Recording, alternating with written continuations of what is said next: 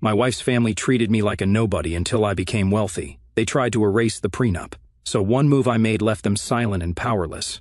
When I was 23, I met Sarah. I was fresh out of college, working my first job at an IT firm in Denver.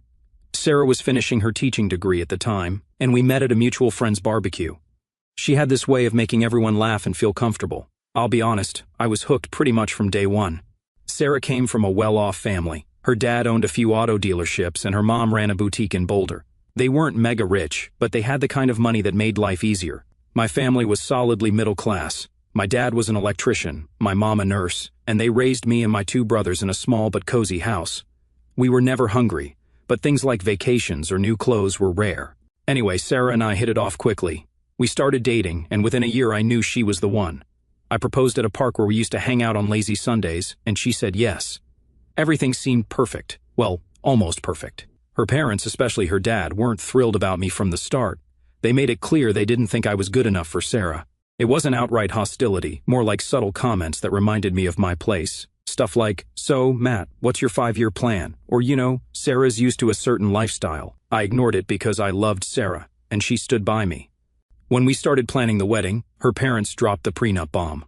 I remember Sarah's dad calling me into his office one evening after dinner.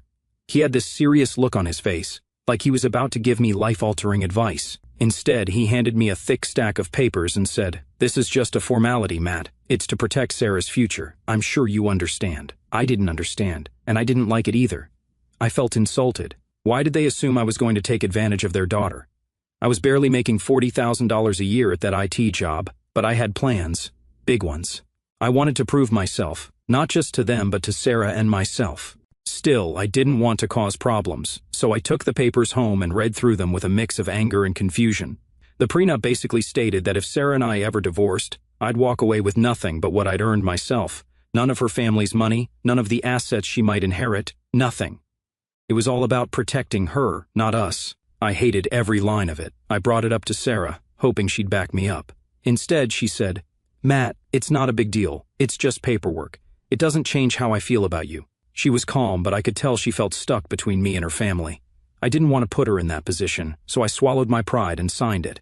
I told myself it didn't matter because I wasn't marrying her for her family's money. Looking back, that was probably my first mistake, letting her parents set the tone for our marriage. But at the time, I thought I was doing the right thing. I figured they'd warm up to me eventually, and the prenup would be a non-issue since we were building a life together from scratch. The wedding itself was beautiful, but also a bit awkward. My family and hers didn't mix well. My brothers and a few of my cousins showed up in suits they'd borrowed or bought on sale, while Sarah's side looked like they'd stepped out of a country club catalog. There was no drama, but the divide was obvious. After we got married, we moved into a small apartment in Denver. Sarah started teaching at a local elementary school, and I kept grinding away at my IT job.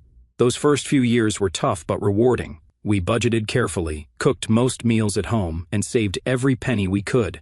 Her parents would occasionally make comments about our tight budget, but we didn't care. We were happy. Still, the prenup lingered in the back of my mind. It wasn't like I thought we'd ever need it, but it symbolized something deeper.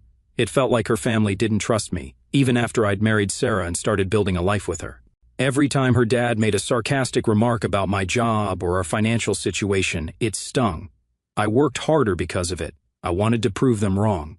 But the prenup never really went away. There were moments, small and fleeting, where it came up in conversation. Sarah's mom would joke about how smart they'd been to have me sign it, or her dad would bring it up when talking about protecting family assets. They said it with smiles, but it always felt like a slap in the face. Still, I didn't say anything. I kept my head down and focused on my career. I loved Sarah, and I didn't want to let her parents ruin what we had. I figured, as long as we were happy, none of that other stuff mattered. But now, years later, I can see how that prenup was more than just a legal document. It was a reminder that her family didn't think I was enough. And as things started to shift in our lives, that piece of paper became the center of a storm I never saw coming.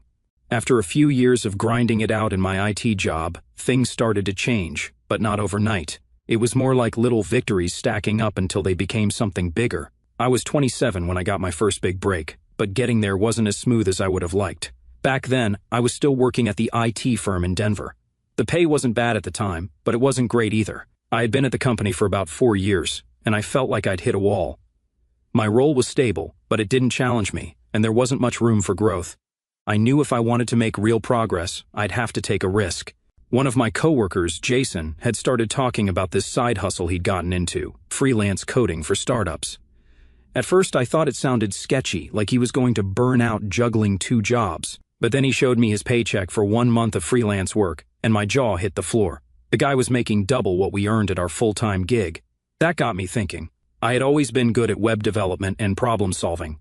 I spent my weekends brushing up on coding languages, learning frameworks, and experimenting with side projects. Sarah thought I was crazy for spending so much time on it. "You're already working full-time," she'd say. "Why are you adding more work?" But I couldn't shake the feeling that this was an opportunity. After about 6 months of freelancing on the side, I landed a client that completely changed the game for me.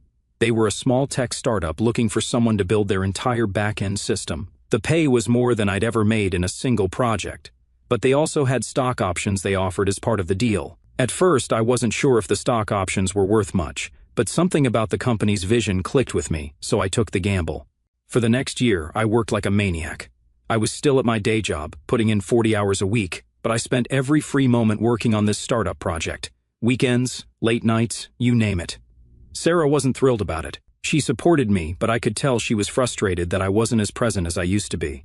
There were arguments, mostly small ones, about me missing dinners or being glued to my laptop when we were supposed to have movie nights. I'd always say just a little longer, I promise. But I don't think either of us believed it. Then it happened. The startup I was working with got acquired by a bigger company, and my stock options skyrocketed in value. One day, I was struggling to keep up with our mortgage and car payments. The next, I had enough to pay off everything and still have a healthy cushion. I'll never forget the look on Sarah's face when I told her. She was stunned, in a good way, but I think part of her couldn't believe it was real. That moment was a turning point. I quit my IT job the following week, something I had been dreaming of for years. My boss didn't take it well. He tried to guilt-trip me into staying, saying things like, "You're one of our best people, Matt. Are you sure you want to throw this away?" But I knew I was done. I had bigger plans now. The first thing I did after quitting was take Sarah on a surprise trip to Hawaii. We had been talking about going for years but could never afford it. This was my way of showing her that the hard work had paid off and that I hadn't forgotten about us. It was amazing. Beaches, sunsets, good food. But even there, I couldn't stop thinking about what I wanted to do next. I realized I loved working for myself. The freedom, the challenge, the sense of control. It was addictive. That's when I decided to start my own company. I used the money from the startup acquisition to launch a property management business. Real estate had always interested me, and I saw it as a stable way to grow my wealth without being tied to a desk job. Starting the company wasn't easy. There were a million things I didn't know, from legal paperwork to managing employees. But I threw myself into it the same way I had with my freelance work. I read books, attended workshops, and leaned on a mentor I'd met during my freelancing days. Slowly but surely, things started to click. By the time I was 30, things were looking up in ways I couldn't have imagined a few years earlier. The property management business I started was doing well, better than I ever thought it would. We had a growing list of clients, and I'd managed to build a reliable team that took care of most of the day-to-day operations. For the first time in my life, I wasn't just scraping by or working paycheck to paycheck. I was comfortable. I was proud of how far I'd come, and I thought I'd finally earned a little respect from Sarah's family, but respect wasn't exactly what I got. It started subtly at first. Sarah's dad, Tom, would call and ask for advice on investments. It seemed innocent enough. "Hey, Matt," he'd say, "I've been looking at this opportunity to buy some commercial property downtown. What do you think?" At first, I was happy to help. I figured he saw me as someone who'd proven himself, and I appreciated that he was finally acknowledging my expertise. But then the questions became more personal. "Do you think you could invest with me?" Just to help get things off the ground, Tom asked during one of our conversations. I hesitated. On one hand, he was family, and I wanted to be supportive. On the other hand, the deal he described sounded shaky. I politely told him I wasn't in a position to invest at the time. That was the first time I noticed a shift in Tom's attitude toward me. He didn't say anything outright, but there was a noticeable coolness the next time we saw each other. Sarah picked up on it too and asked if something had happened. I brushed it off, saying, "Nah, he's probably just stressed about business stuff." But deep down, I knew he wasn't thrilled with me saying no. Meanwhile, Sarah's mom, Diane, had her own way of making things awkward. She'd casually drop hints about how expensive life had become, mentioning how hard it was to maintain their lifestyle now that Tom was semi-retired. "We're not as young as we used to be, Matt," she'd say, smiling sweetly. "Sometimes I think about how lucky you and Sarah are to have such a strong financial foundation. Lucky, that word bugged me. It wasn't luck that got me where I was. It was years of late nights, sacrifices, and hard work. But I kept quiet because I didn't want to cause any tension. Things took a more serious turn one weekend when Sarah and I went over to her parents' house for dinner. The meal started off fine, steak and the usual small talk. But as the evening went on, Tom brought up the prenup. "You know, Matt," he said, cutting into his steak, "I've been thinking about that agreement we made you sign back when you and Sarah got married."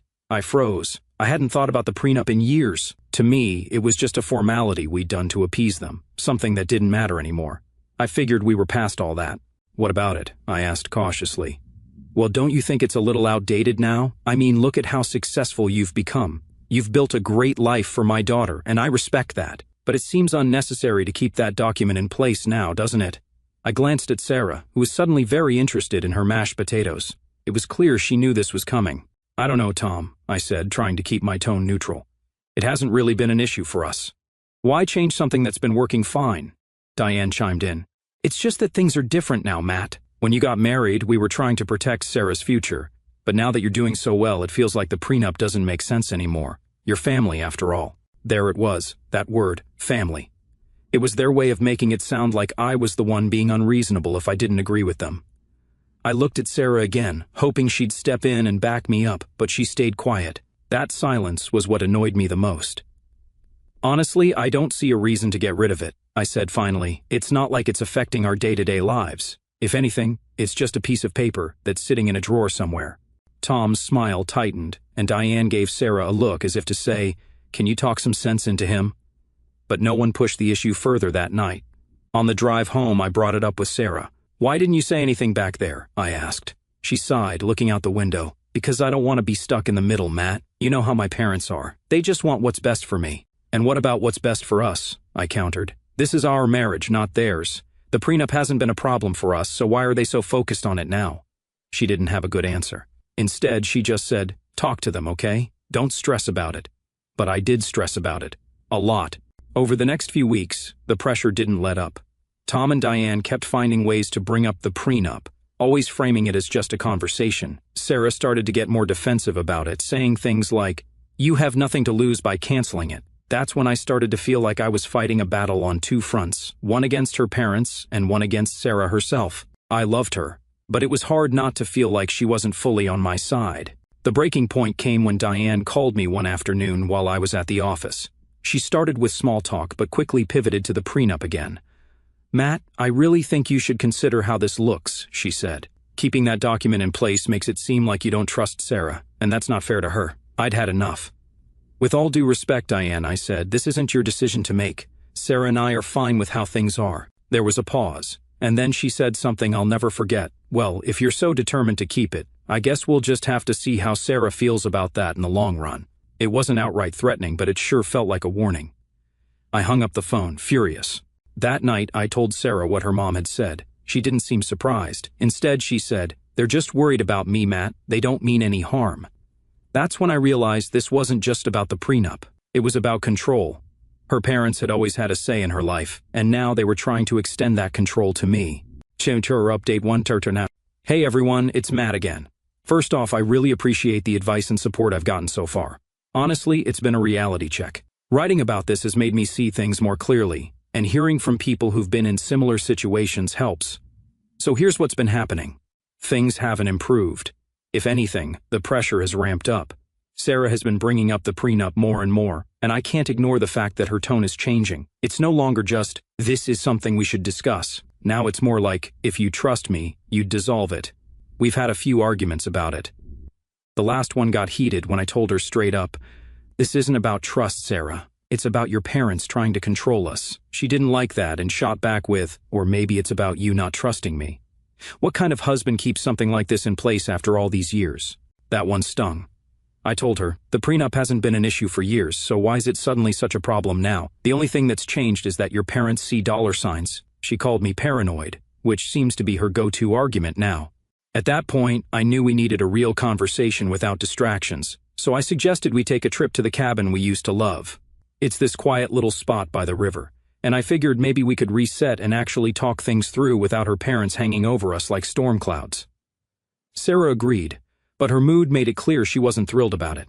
When we got there, things started off okay. The cabin was just like I remembered, peaceful, isolated, and the perfect place to clear your head.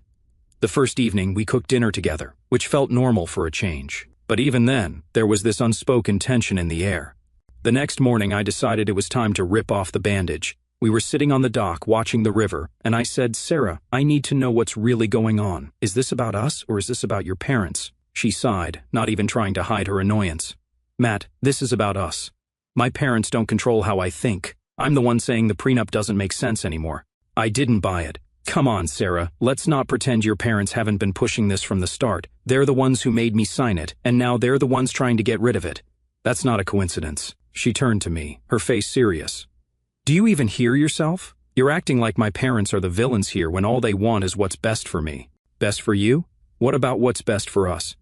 This isn't their marriage, Sarah. It's ours, and I'm not going to let them dictate how we handle things." That's when she said something that made my blood boil. "Maybe the issue isn't them, Matt. Maybe it's you. Maybe you're so wrapped up in your own insecurities that you can't see how unfair this is to me." "Insecure?" I shot back. "You think I'm insecure because I don't want to tear up an agreement your parents insisted on? The same agreement they made me sign because they didn't trust me?" She shrugged and said, "Well, if you can't trust me now, maybe we shouldn't even be talking about a future together." That hit me like a brick, but I refused to let her see it. "Wow, so now you're threatening to leave because I won't bend to your parents' demands?" "Real mature, Sarah." "It's not a threat, Matt," she said, her voice cold. "It's just the truth. If you're so obsessed with this prenup, maybe you don't see me as your partner anymore. Maybe you're just waiting for me to screw up so you can walk away with everything." That was it. I stood up, looked her dead in the eye, and said, "Don't twist this around like I'm the problem here. I've worked my ass off for everything we have, and I've done it with zero help from your parents. If anyone should be questioning loyalty, it's me." She just stared at me, not saying a word, and I walked back to the cabin to cool off. The rest of the trip was a disaster. We barely spoke, and when we did, it was tense. By the time we packed up and headed home, it was clear we were on completely different pages. I've got my first therapy session this week, and I'm hoping it helps me figure out my next steps. Right now, I feel like I'm standing in the middle of a minefield, trying not to blow everything up. I love Sarah, but this situation is making me question a lot of things. If anyone's been in a situation like this, I'd love to hear how you handled it. Thanks for reading and thanks for having my back. Tilf, Date 2. Hey everyone, I wish I were coming back with better news, but things have gone from bad to worse. I'm at a point where I don't even know if my marriage can survive this. Things came to a head last Wednesday when I came home and found Sarah's entire family sitting in my living room. Her parents, her sister Amy, and even Sarah herself, waiting for me like it was some kind of intervention. The second I walked in, Tom started in on me. "Matt, we've been talking, and it's time to resolve this prenup situation. It's tearing the family apart, and we can't keep living like this." I couldn't believe what I was hearing. "We?" Last I checked, this was about my marriage, not a group project. I looked at Sarah, hoping she'd step in and diffuse things, but she just sat there, staring at the floor. "Look," I said, trying to keep my cool. "I've made my position clear. The prenup stays. This is not up for discussion anymore." That's when Diane chimed in. "Matt, you're being unreasonable. Sarah has given everything to this marriage, and all you're doing is treating her like she's disposable." "Disposable?" I said. "I've spent the past years building a life for us while dealing with your constant interference. With all due respect, Diane, this isn't your business. Sarah and I need to figure this out on our own." She didn't back down. "Untit is our business when it affects the family. If you cared about Sarah, you'd see that keeping this prenup is hurting her." Before I could respond, Tom said something that made my blood run cold.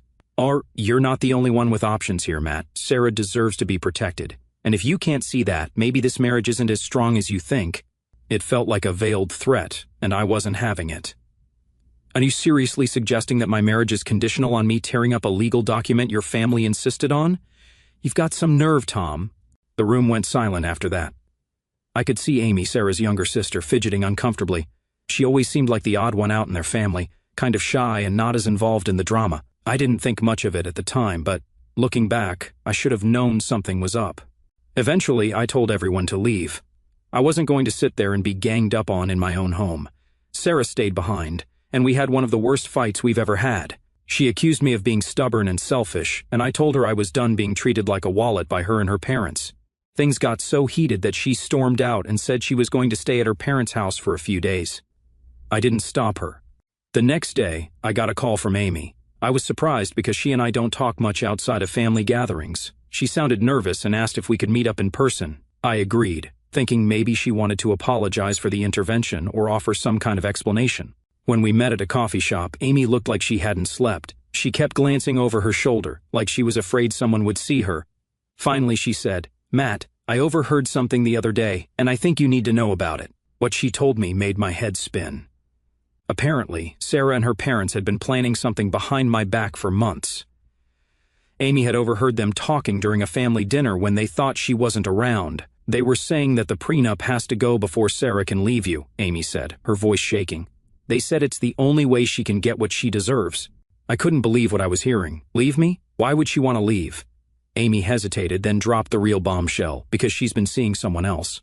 Her parents know Matt. That's why they're pushing so hard to cancel the prenup. They think if she divorces you without it, she won't get anything. It felt like the ground had been ripped out from under me. I asked Amy if she was sure, and she nodded. I didn't want to believe it either, but I heard everything. They even talked about how to spin it so it looks like you're the bad guy. I sat there in shock, trying to process what she was telling me. Amy looked genuinely upset, and I could tell she wasn't lying. "Why are you telling me this?" I finally asked. She sighed. "Because it's not right, Matt.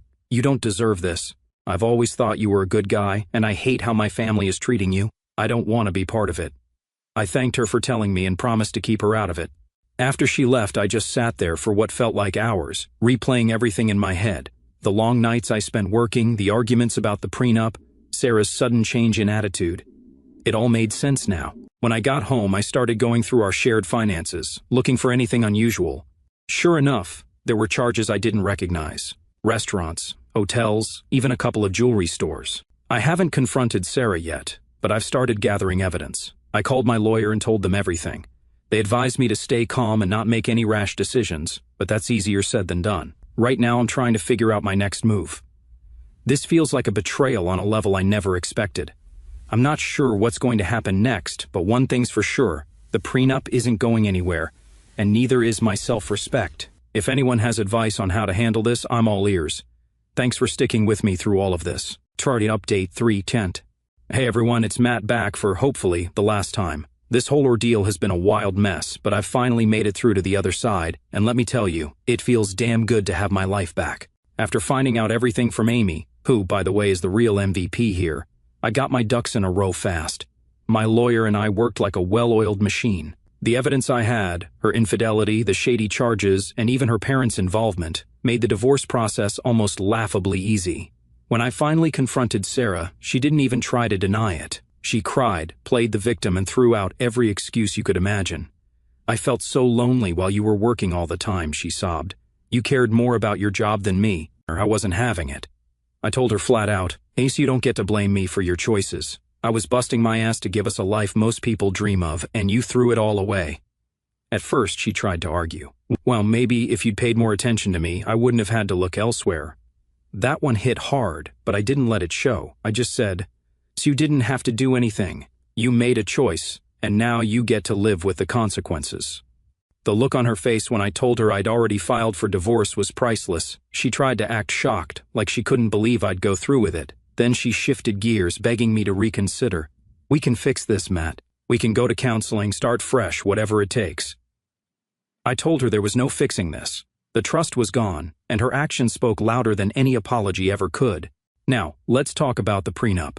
Oh, that beautiful life-saving document. Thanks to the ironclad agreement her family insisted on back when we got married, Sarah walked away with nothing. Not a penny of my hard-earned money, no spousal support, no division of assets, nothing. Add her infidelity to the mix, and she didn't even have a leg to stand on legally. Her parents, of course, were furious. Diane called me multiple times, leaving these long, ranting voicemails about how I was ruining Sarah's life and how I needed to be the bigger person. The nerve of these people, right? I didn't bother responding. My lawyer told me to keep everything documented just in case they tried anything, but thankfully, they backed off pretty quickly once they realized they had no leverage. It wasn't long after that I found out the real reason they were so desperate to get rid of the prenup. Turns out Tom and Diane's financial situation wasn't as rosy as they pretended. Their business ventures had been bleeding money for years, and they were barely keeping their heads above water. That fancy lifestyle they flaunted? All smoke and mirrors. When Sarah moved back in with them, the cracks in their perfect image started to show. She went from living in our beautiful home to crashing in her childhood bedroom. Gone were the designer clothes, spa days, and expensive dinners. From what I've heard, they're all struggling to keep up appearances, but it's only a matter of time before the house of cards comes tumbling down. And let's not forget her other guy, the man she thought she'd ride off into the sunset with. Yeah, he ghosted her as soon as things started falling apart. Amy told me he was a serial dater who had no intention of settling down. He was just stringing Sarah along for fun, and when he realized she didn't have access to my money, he dipped. So there she was, jobless, penniless, and stuck with her parents, who couldn't even help her out like they used to. Karma, right? I thought that would be the end of it, but of course, Sarah couldn't let things go. A few weeks after the divorce was finalized, she showed up at my office unannounced. My assistant tried to stop her, but Sarah pushed her way in. She looked rough. Her hair was a mess. She was wearing old, wrinkled clothes, and she had this desperate look in her eyes. "Matt," she said, tears streaming down her face, "I made a mistake. Please, I need you to forgive me." I leaned back in my chair and just looked at her for a moment. Part of me wanted to laugh at the audacity, but mostly, I just felt done. "Sarah, we've been through this. You didn't just make a mistake. You made a series of choices that destroyed our marriage. Forgiveness doesn't fix that." She tried every tactic in the book. She apologized, blamed her parents, promised she'd change, and even hinted at wanting to rekindle things. "We can start over, Matt. I'll do whatever it takes to make things right." But there was no way I was going back. "Sarah, you didn't just cheat on me. You planned to leave me while trying to take what I've worked for. That's not love, and it's definitely not something I can forgive." When she realized I wasn't budging, she got angry. "You're going to regret this, Matt. You're going to end up alone, and you'll realize you pushed away the one person who really cared about you."